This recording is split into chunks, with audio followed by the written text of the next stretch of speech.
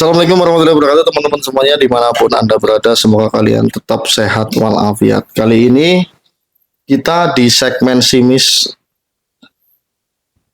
narasumbernya yang punya channel yang punya channel sendiri yaitu Om.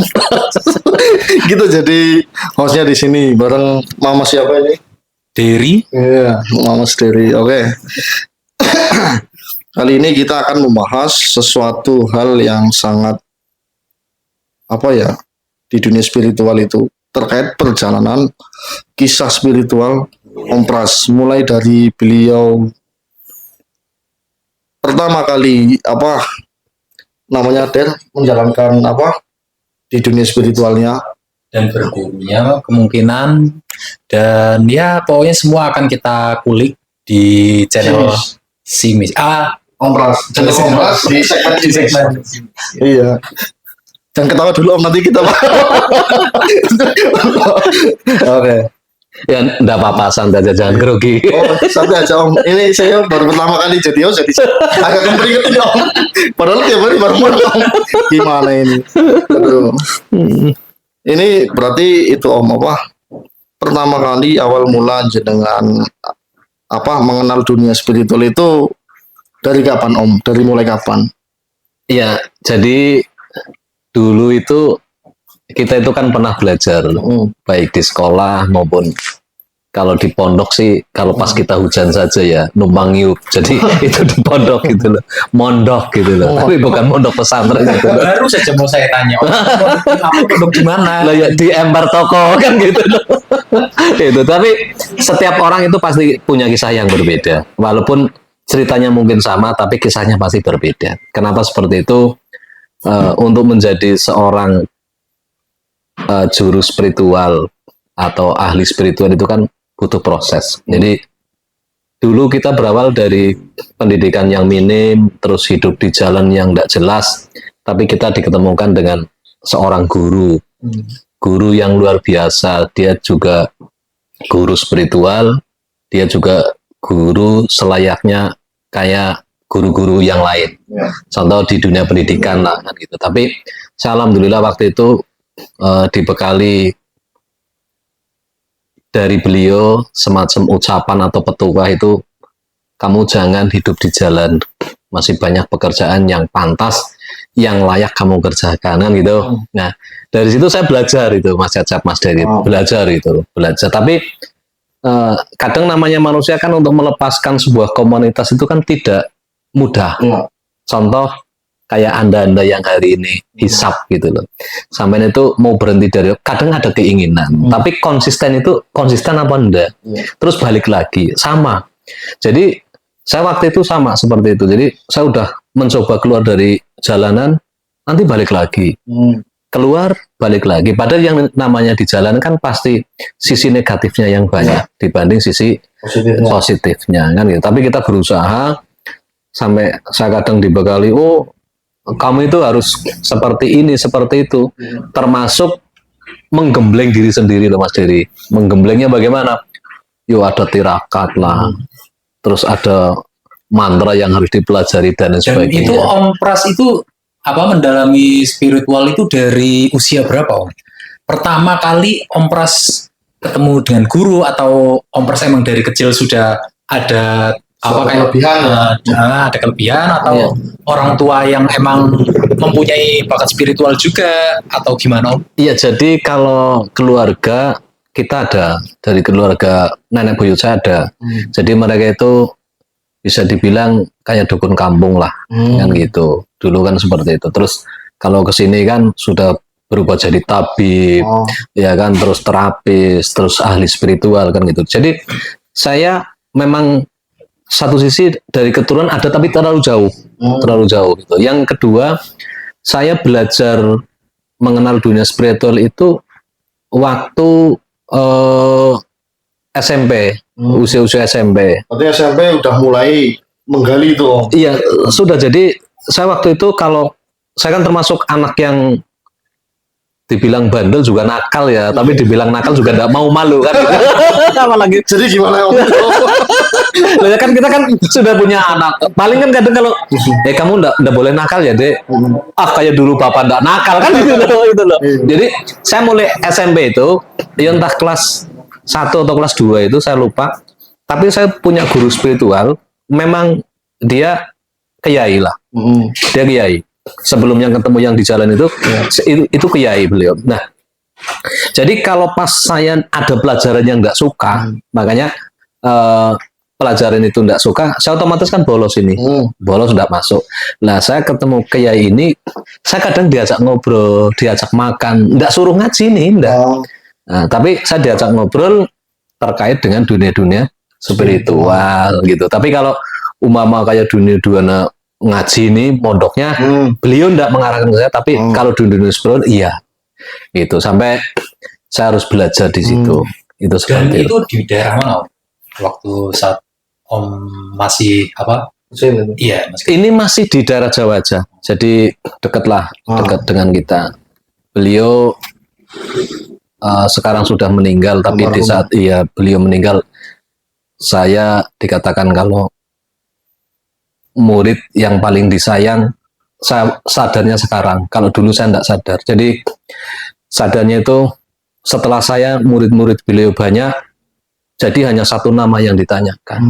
Jadi mereka tahu bahwa loh, kalau Akang ini kan kesayangannya kiai ini, gitu, kesayangannya ini. Tapi waktu itu saya tidak tahu, saya tidak menyadari kalau dia itu saya paling sayang dengan saya. Tapi dalam dia memberikan pengajian ke santrinya, mesti lo itu gimana? Gimana gitu? Pasti ditanyakan. Yang disebutkan. Iya. Itu setelah saya jauh, terus baru tahu sekarang kalau beliau itu sayang sama saya. Dan banyak ilmu-ilmu yang memang saya pakai sampai hari ini. Siap. Seperti itu. Nah, itu kan singkat cerita lah ya Om. Iya. Setelah jenengan beranjak dewasa itu kan saya dengar kabar kalau jenengan itu berangkat ke tanah Kalimantan. Itulah di tanah Kalimantan itu jenengan juga sering dimintai tolong sama warga sekitar dan lain sebagainya gitu loh Om. Nah, sebelum kita berbicara atau membahas yang terkait di tanah Kalimantan itu apakah jenengan dulunya itu cuma belajar sama itu atau ada ritual tirakat tersendiri di guru yang lain atau gimana Om? Kalau guru sampai hari ini saya mengakui guru spiritual itu banyak, bukan satu orang. Terutama di Pulau Jawa, saya ada beberapa. Ada yang di Jawa Tengah, ada yang Jawa Timur, ada yang di Jawa Barat, terus di luar Jawa ada. Jadi ada beberapa guru saya itu beberapa suku. Tapi sebelum saya keluar dari Pulau Jawa ini kan saya belajar dengan guru kiai-kiai saya. Ya, siap. Itu ada yang saya harus puasa di sebuah bukit, ada yang saya puasa di gua itu ada. Dan itu kejadian itu juga setelah saya lulus dari SMP. Setelah lulus, sudah mulai berjalan itu, saya belajar itu kalau umpama ini kiai atau guru saya memberikan ini amalannya ini, nah, puasanya sekian hari, tapi kamu tidak boleh ketemu orang dan sebagainya. Itu ada juga yang puasa tapi di atas bambu satu itu 3 hari kuat enggak? Ini enggak bisa turun, enggak bisa apa gitu. Tapi dalam keadaan suci lah. Itu. Ya benar dulu Om. Berarti kan di atas bambu satu itu jenengan berdiri di situ apa? Iya. Berdiri. Nah, itu bambu satu itu ditancapkan. Iya, ditancapkan terus atas kan ada ini kan rata lah, ini kita berdiri sini satu kaki. Iya, bukan 2 kaki. Itu kalau boleh tahu ilmu apa ya Om namanya Om? Kalau yang Om pelajarin itu? Ya, kalau yang itu bisa dibilang itu menjaga kestabilan.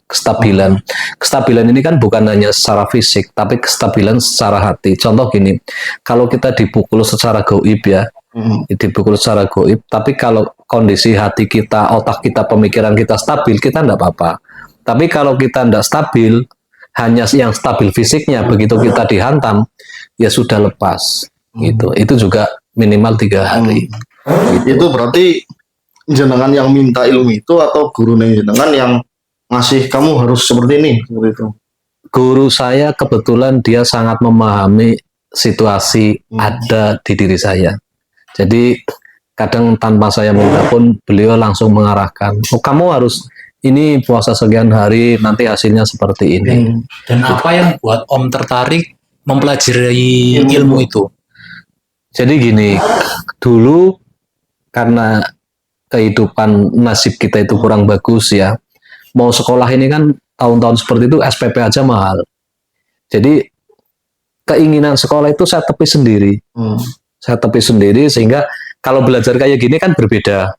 Tidak ada tarif dan sebagainya. Tapi kalau sekolah kan ada tarif. Jadi berawal dari situ saya cobalah.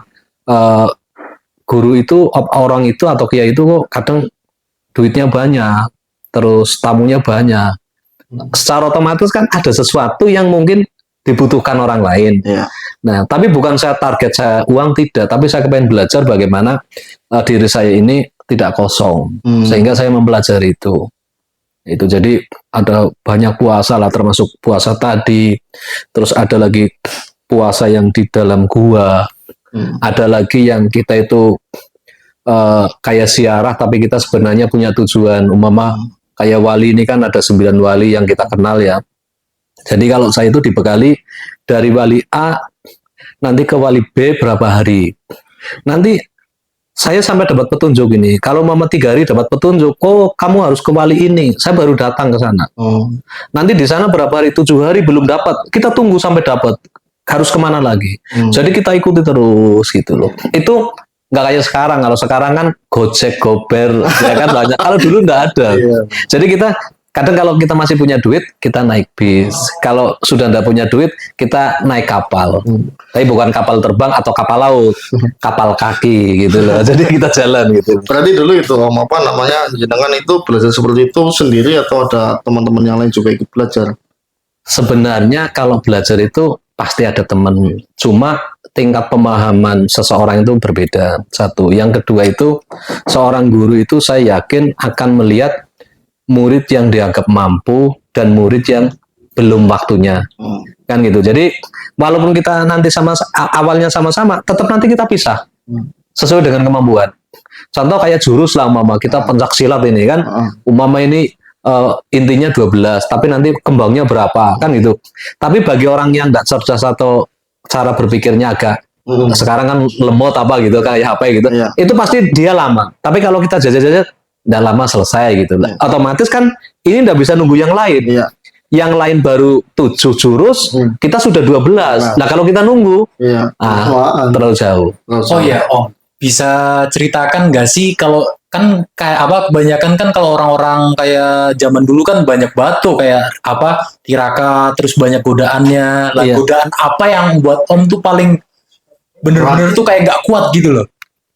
Kalau godaan itu Entah itu setan atau apa gitu. iya, kalau godaan itu biasa yang pertama itu kalau setan secara langsung sih tidak ya, tapi kadang setan berwujud manusia.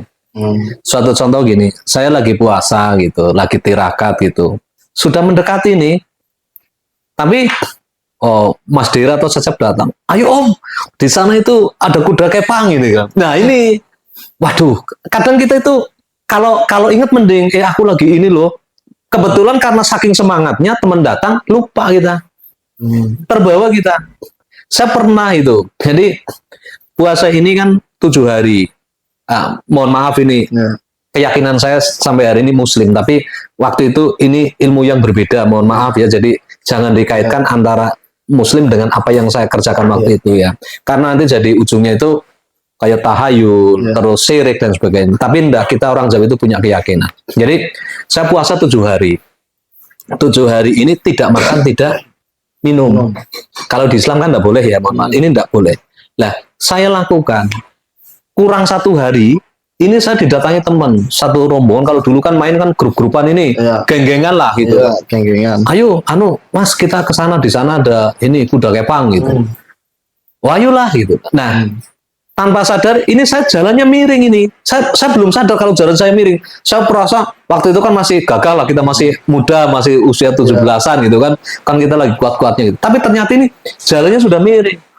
Kenapa kamu jalannya miring? Kalau mana miring, enggak, ayo. Kalau ada musuh pun ayo kan gitu. Ini merasanya kuat gitu. Padahal ini miring, Der. Karena apa? Sudah sekian hari enggak makan, enggak minum. Kalau orang sekarang bilang dehidrasi. Tapi alhamdulillah enggak lah ini. sampai di tontonan. Ternyata kita miring ini, masih miring, tetap jalannya miring. Sampai pulang. Tapi saya kalau dibilang ujian ya mungkin ujian ya, tapi tetap saya fokus, saya tetap dikasih rok, dikasih makan, saya enggak. Sampai saya pulang saya baru ingat, aku kan puasa baru selesai besok ya. Kalau besok sore saya udah boleh buka gitu.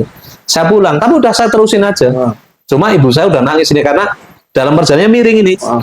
Orang sudah miring kayak gini kok kita masih diajak jalan gitu loh. Tapi alhamdulillah selesai 7 hari.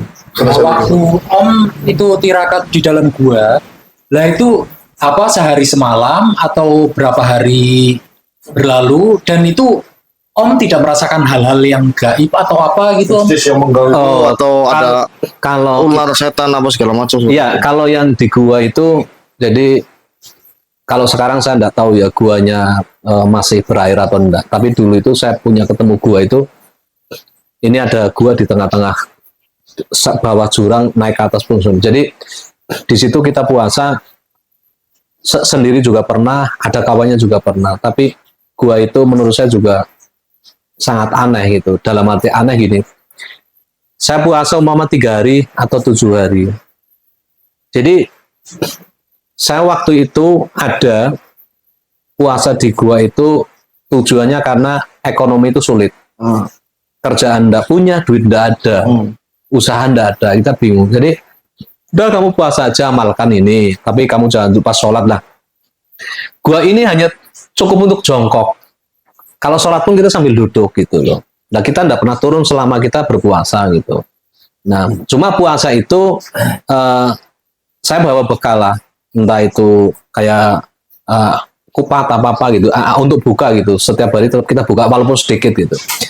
Nah sampai suatu saat itulah yang mungkin sedikit mengakhiri kisah saya untuk ritual-ritual gitu.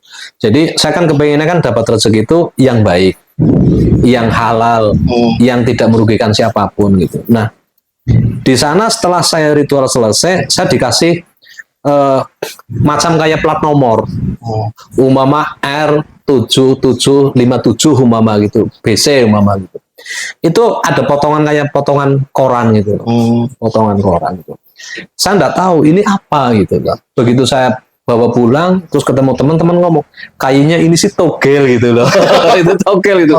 Iya, yang bener. Iya bang, coba aja ini kayaknya togel itu. Lah, saya coba ini, saya beli ke agen pertama, sudah setor ya. Jalan lagi saya beli ke agen kedua, sudah setor lagi sampai ke agen yang ketiga. Nah di agen yang ketiga itu belum ada 5 menit dia baru keluar. Nah ini kan sudah tidak ada waktu lagi. Akhirnya saya pulang, ini tetap simpan ini dalam kocek sendirian saya. Saya pulang, begitu saya pulang, rencana ke rumah teman itu suruh diantar gitu, pakai motor lah, udah capek puasa apa kan gitu. Ternyata teman pun tidak ada. Yang ada itu saya buka rumahnya itu hanya ada bir gitu loh, yang bir besar itu, bir besar itu. Jadi ada beberapa bir itu.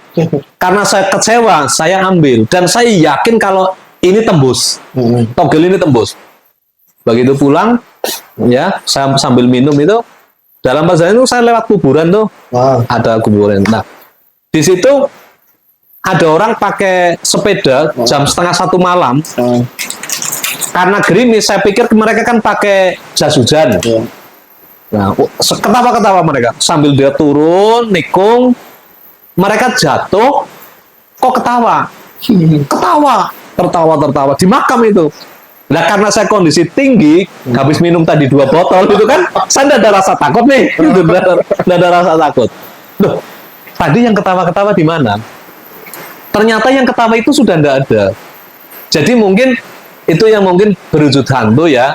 Jadi yang saya lihat itu jas hujan, ternyata mungkin kain kafan. Itu. Tetap saya tetap nggak paham kalau itu hantu. Tapi tak sari-sari nggak ada. Itu di makam itu.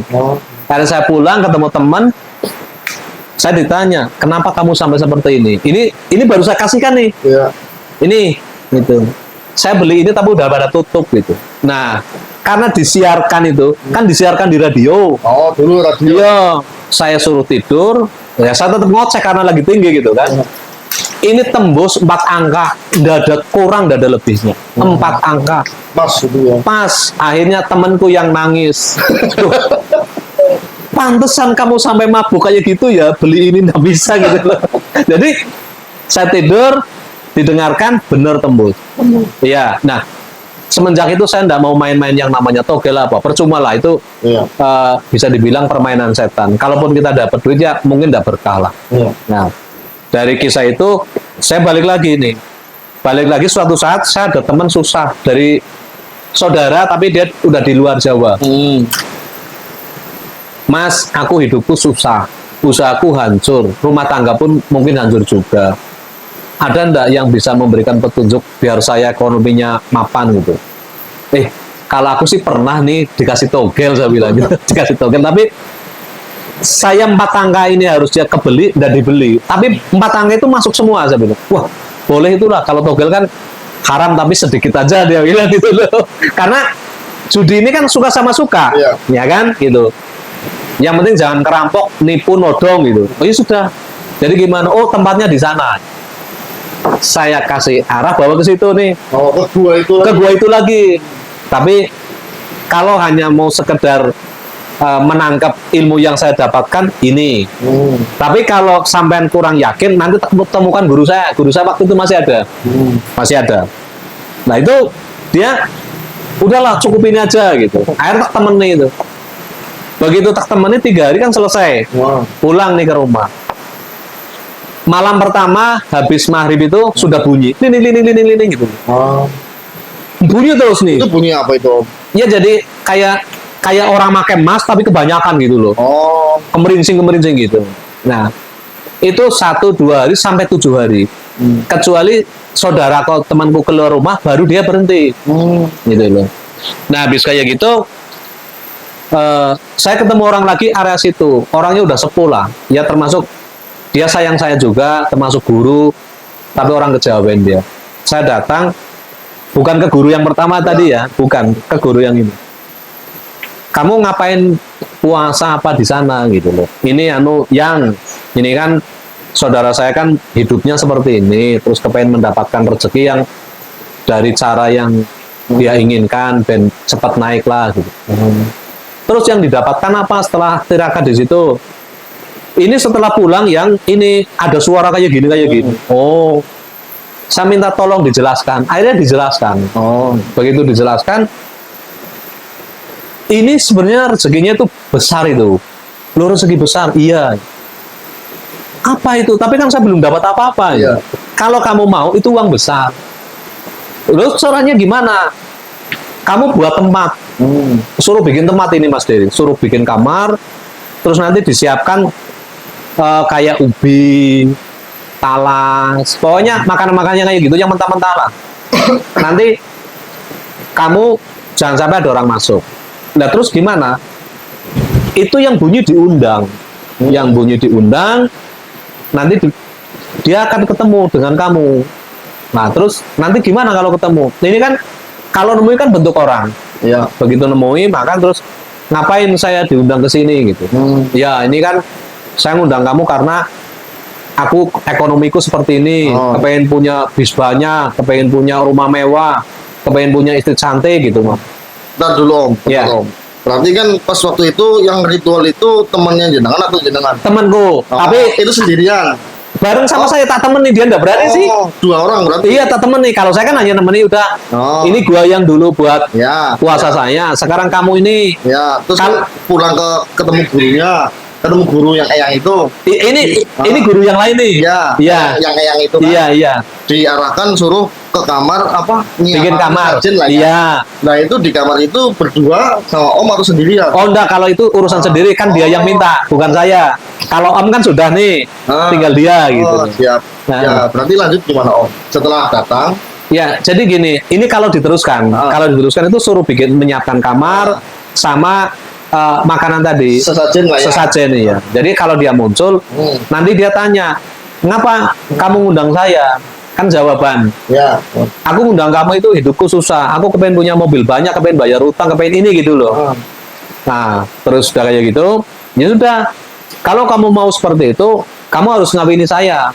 Oh. Kan perempuan dia. Oh, itu wujud orang. Iya, itulah yang dibilang orang babi ngepet sebenarnya gitu loh. Jadi aku mau bikin kamu kaya, yang penting kamu nanti sudah kaya, aku harus dinikahi gitu loh.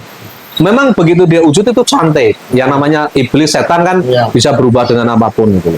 Nah, kamu harus ngawini dengan saya gitu. Nah, ini kan komunikasi masih dengan gurunya dulu nih. Oh, Belum iya. itu belum dilaksanakan Iya. gitu. Kalau kamu mau seperti itu, nanti kamu jawab, aku mau, tapi nanti kalau aku sudah kaya nikah sama kamu, gitu. Sampai pada akhirnya kita dikasih tolaknya. Oh, tolaknya. Karena kalau kita sudah mau menikah dengan si perempuan tadi, iya si jin tadi atau apa, kita itu sudah mati, bisa untuk tumbal lagi itu udah mati iya. gitu. Kan kita udah kaya nih, pengen bis 30 udah, kepengen tanahnya luas sudah, Mati habis itu. mati karena menikah dengan dia gitu. Cuma ya. Itu. Nah, ini yang ini saudaraku dipikir-pikir dulu ya. Ya iyalah, dipikir-pikir dulu ya. Karepmu mau langsung ya karepmu bukan urusanku kan gitu. Karena ini hanya ngasih tahu. Gitu. Akhirnya pulang. Begitu pulang, malam datang lagi. Bunyi lagi, malam datang lagi, bunyi lagi. Akhirnya dia balik dengan saya ke guru tadi. Gimana yang lo? Itu kan nunggu kamu. Kapan kamu bikin tempat? Kamu sudah minta rezeki, kamu mau dikasih. Kenapa anda diambil? Aku mau rezeki yang, tapi bukan yang ini. Bukan yang seperti ini. Gitu. Kalau ndak mau, ya repot itu. Sulit nanti lama dia tetap ngejar kamu terus. Nah, akhirnya kita pulang lagi. Begitu pulang, ini saudaraku pulang ke Kalimantan. Sampai meninggalkan istrinya loh. Meninggalkan istrinya, di Kalimantan dia tenang. Tapi begitu balik lagi, setiap habis maghrib datang lagi. Bunyi lonceng itu. Iya, akhirnya dia memutuskan gini. Ini kan datang lagi ke gurunya sama saya, nanyakan, ini gimana yang? Gitu. Ini kan tetap datang, udah ditinggal ke Kalimantan sekian tahun. Balik lagi gitu. Gini, kalau kamu mau diteruskan, itu kan bisa. Biar kamu nanti tidak meninggal, ini kasih tahu caranya. Jadi kamu terus minta, kalau sudah dikasih dia nagih, mau nikah, aku mau beli ini. Contoh kita minta mobil 30, kita sudah dapat mobil 30, begitu dia datang kamu ngomong lagi, aku mau tapi nunggu, aku mobilku 70 dulu. Gitu terus, minta terus, sampai akhir waktu, kami itu harus menyiapkan ini. Jadi dia nanti sudah tidak datang lagi. Nah, Lah, sebentar Om. Waktu Om Pras juga, apakah Om Pras juga ngalamin hal itu? enggak, kalau Om Pras itu mungkin karena rezekinya enggak jadi ketukar kali ya. Jadi, ini kan saya enggak jadi beli. Jadi enggak ada yang seperti itu. Enggak ada. Jadi, cuma dikasih 4 angka, gitu kan. Habis itu tak beli ke beberapa titik, tidak ada yang buka, ya sudah. Saya enggak ada komunikasi yang aja tadi. Tapi kalau ini real. Oh, berarti berbeda ya. Oh, berbeda kisah. Sangat berbeda. Dan seandainya itu dilaksanakan dia kaya, terus nanti untuk tolaknya biar kekayaannya tetap, terus dia tidak dibawa mati, itu ada caranya. Tapi dia benar-benar sudah mendapatkan hal yang dia mau. Kalau ini kan baru dikasih tahu sama gurunya nih, kalau kamu mau prosesnya seperti ini, akhirnya kayak gini. Tapi saudaraku enggak mau. Dia Sudah didatangi. sudah, tapi dia tidak sempat bikin kamar sesajen dah. Dan karena dia tidak mau, sampai hari ini dia tinggal di Kalimantan, tidak pernah pulang ke Jawa. Sampai hari ini. Sampai hari ini. Karena tidak mau terima rezeki yang itu. Gitu. Berarti itu seolah-olah kayak disukai ya, Om. Disukai sama jinnya itu ya. Iya. Jadi yang namanya, mohon maaf ini kadang kan ada dunia percupangan dan sebagainya. Entahlah di luar sana itu orang itu mau ngomong itu mitos, itu apalah saya tidak tahu. Tapi ya intinya dunia kita itu ada dunia lain, bukan hanya dunia kita saja. Itu yang perlu kita yakini. Dan yang kedua itu kisah ini masih bisa saya ceritakan karena orangnya pun masih ada di Kalimantan. Nah, untuk yang semacam ini kan sering terjadi kayak di TikTok aja, orang jadi babi jadi. Sebenarnya ini yang seperti ini. Sebenarnya ini. Tapi waktu itu saudaraku tidak mau. Kalau mau ya mungkin sudah jadi babi. Itu seperti itu. Jadi gini Om, berarti setelah itu Om pernah itu nggak Om mengalami hal-hal yang jenengan itu kayak seolah-olah ya Om, kayak keluar dari badan terus memasuki alam lain gitu Om. Ya, kalau itu kan kita bicara guru yang lain ya. Nah, kalau sekarang enak lah, di zaman-zaman kalian-kalian itu enak. Mau ketemu cewek tinggal WA saja, udah sampai 5 menit udah dibalas.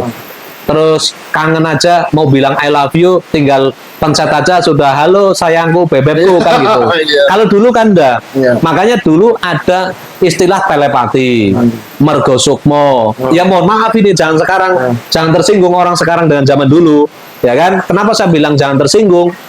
Kisah ini kisah nyata zaman dulu. Makanya kayak Gajah Mada, kayak Jenderal Sudirman, mau diserang aja kan tahu. Nah ini yang dipakai kan kelas kayak telepati, komunikasi jarak jauh, kan seperti itu. Ilmu kebatinan. Iya, ilmu kebatinan itu termasuk. Makanya mergo sukmo, kita mengeluarkan diri roh kita dari raga kita, tapi belum mati. Tapi hati-hati, itu bisa membuat kita mati. Kalau kita tidak didampingi ahlinya, kan gitu dah.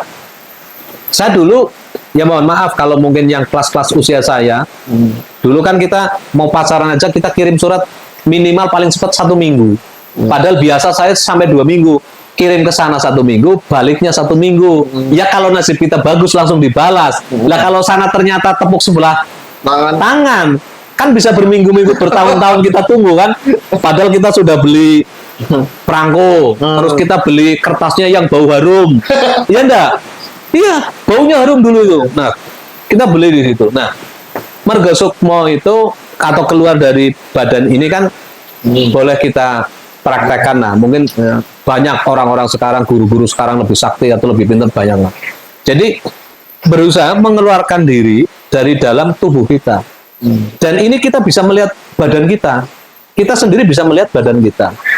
Contoh gini, kita kepengen yang dekat saja lah. Kita kepengen ke Taman Mini.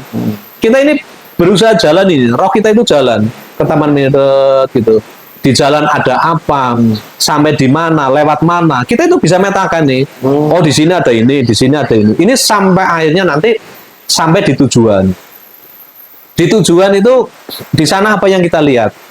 Oh ini umpama kok di Taman Mini ada kebun binatang. Kita lihat semua ada apa-apa gitu. Terus nanti kita pulang pun baiknya itu lewat jalur yang pas kita berangkat, sehingga tidak nasar.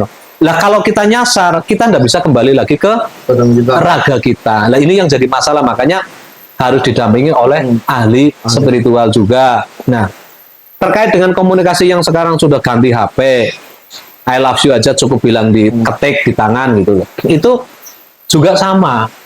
Kita kalau dulu, oh ini Mas Dery lagi ngapain ya? Kita ada komunikasi, asal sama-sama kita tahu. Kalau yang satu ahli mergo sukmo atau telepati, yang satu tidak, ya hanya satu kayak nonton TV, gitu loh. Tapi kalau kita tahu, mama, oh Kiai A dengan Kiai B, ini bisa ngobrol ini.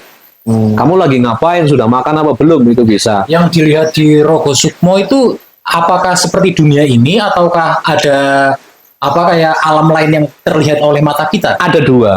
Jadi kalau kita itu yang kayak tadi kita mau keragunan, kita keragunan. Nah tapi kalau di situ kan karena kita sudah kayak dua alam ini, kita keluar dari badan ini dua alam nih. Jadi di situ kita bisa melihat alam yang lain. Contoh lewat makam. Loh, kok di makam ada orang nangis, di makam lagi ada orang menyusui. Ya karena itulah, itu alam yang tidak kelihatan. Suatu contoh gini, saya pernah iseng dulu itu. Saya iseng gini, cewek kita besok pakai baju apa sih gitu loh. Dalamnya apa sih gitu. Kita tahu. Oh besok dia, kalau dulu kan belum ada motor ada tapi orang kaya yang punya. Kalau kita kan nggak punya gitu, kebetulan belum kaya gitu kan. Jadi, oh nanti si cewek ini nunggu mobilnya di sana, di pertigaan ini, pakai jilbabnya ini, pakai bajunya ini, pakai roknya ini. Dalemannya ini. Sampai daleman. Iya, sampai. Ini kan kita belajar, tapi biar kita tahu itu. Benar kita, besok jamnya sama, jam sekian, lihat. Oh, jilbabnya bener, bajunya bener, roknya bener, sepatunya bener. Tinggal apa? Nah, tinggal dalamannya kan gampang. Kalau udah ketemu cewek kan, kenapa sih kamu pakai dalaman warna ini? Mas tahu aja kan gitu, ya kan? Iya, otakmu itu loh. Enggak, kamu ngapain pakai dalaman kayak gitu sih?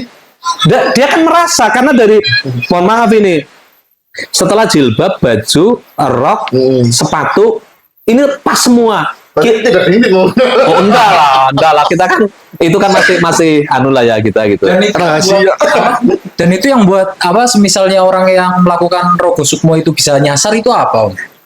Ya salah satunya gini, Apakah di alam itu seperti halnya tempat ini kadang berubah, apa kadang seperti apa, atau apa cuaca di sana gelap walaupun di sini terang, atau gimana, Om? ya kadang gini ya, kadang kita terlalu asik sehingga kita lupa diri. Bisa juga kayak gini. Kalian pernah enggak berjalan nyasar? Ini alam nyata ini. Nyasar, pernah enggak? Nyasar aja, pernah kan? Itu sama, jadi kalau sudah nyasar, kalau alam nyata kan masih tanya, Pak, ini kalau jalan yang menuju ke sana sih lewatnya mana? Oh, harusnya pertigaan sana, belok ke sana, nanti belok ke sana kan gitu. Lah ini nyasar di alam gaib. Siapa yang mau ditanya? Ya kan? Ini salah satu. Tapi kalau kita ada yang dampingi, kalau kita belum profesional kan nanti begitu nyasar kan yang dampingi tahu, kamu jangan ke sana, ke sini. Jadi dipantau gitu loh. Dan itu ada waktu limitnya nggak, Om? Semisalnya kita melakukan rogo sukmo itu, semisal kayak ini waktu kita hanya sekitar berapa jam, berapa hari, atau gimana, Om? Ya, jadi gini ya. Kita sebelum melakukan perjalanan spiritual mergo sukmo seperti itu kan, memisahkan diri dari badan itu kan, kita sudah prediksi waktu. Kita ke sana sekian berapa menit itu kan sudah ada loh. Kalau sudah melebihi target, ini kita sudah membahayakan. Makanya kalau dilepas sendiri, ada pendampingnya, dibiarkan dulu nih. Oh, target ini 10 menit harus sudah kembali. Ternyata sudah 20 menit tidak kembali. Berarti kalau dia kembalinya berangkat aja 10 menit, kembali harusnya sudah 10 menit kan 20 menit. Ini sudah 1 jam. Nyasar kemana kira-kira? Ya kan? Tapi kalau ada pendamping yang profesional, ini diarahkan, kamu jangan lewat sana, lewatnya ini jalurnya. Kalau di sana ada seperti ini, kamu jangan diladeni. Kan contoh gini, kita kan kadang tidak sadar. Ternyata di makam itu, karena kita umpama dari sini ke Jakarta kan pasti lewat makam, pasti ada salah satu makam. Entah di mana pasti ada kuburan kan gitu. Kita tidak sadar, loh kok di makam ada cewek cantik, ya kan? Nah kita belok dulu, ada apa gitu loh. Nah ini kan jadi masalah nih.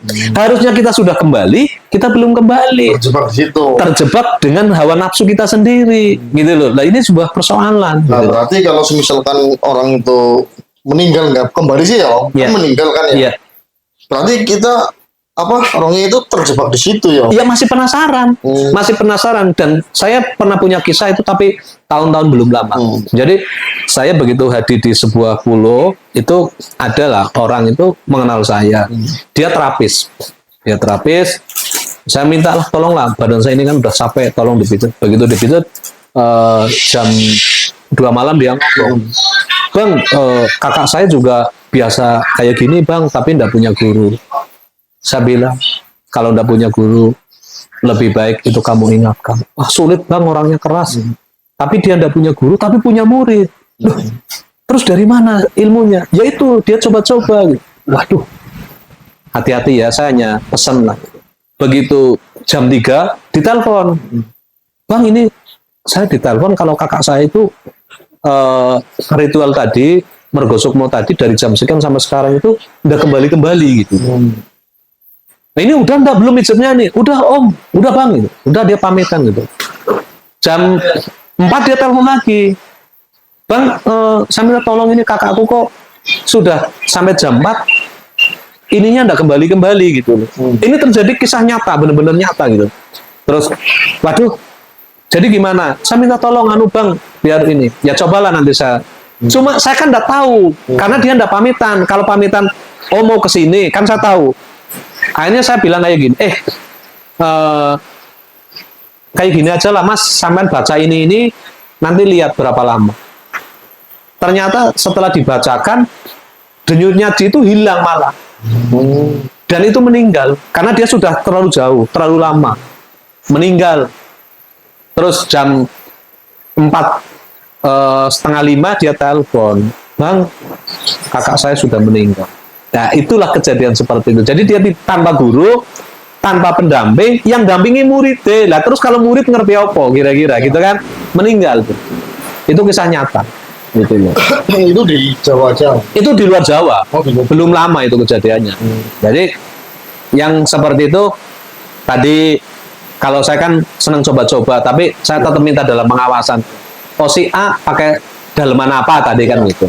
Pernah juga saya mencoba kalau malam itu coba kita tarik nih. Oh Cecep biasa tidurnya jam 12 nih. Satu kita tarik nih. Kita jatuhkan dari dipan gitu loh. Jatuh enggak gitu. Kan jatuh dia, nanti jatuh kan naik lagi. Nah nanti jatuhkan lagi, naik lagi. Besok kita tanya, kamu gimana? Semalam tidurnya nyaman enggak? Nyaman gimana? Aku enggak tahu. Jatuh kok 2 kali. Kan bener gitu loh. Padahal kita hanya membuktikan bener enggak saya narik bisa jatuh. Kan gitu. Ternyata bener, jatuh 2 kali. Gitu. Jadi pengalaman Ngesuk-ngesuk hati-hati, Cep. ompras gitu. Enggak, sekarang udah tua dah gitu loh. Terus sekarang memang benar-benar udah dibuang semua apa gimana? Ya kadang sisi positifnya saya pakai, tapi sisi isengnya saya sudah tidak mau iseng karena takutnya bersiko. Jadi Itu ada sebab dan akibat juga sih ya. pasti ada karena apa yang kita tanam pada akhirnya entah kita manen rumput tetap kita harus manen. Iya. Gitu. Ini kalau dijelaskan cerita seperti ini sampai 1 minggu enggak. Udah wes, udah wes. Bisa berarti nanti lanjut ke segmen berikutnya aja ya. Siap, Biar enggak. nanti bisa menjadi beberapa episode. Iya, siap. Oke teman-teman, terima kasih udah menonton. Jangan lupa like, subscribe, dan komen di bawah. Siapa tahu jenengan juga punya pengalaman atau kisah yang sama. Terima kasih. Dadah.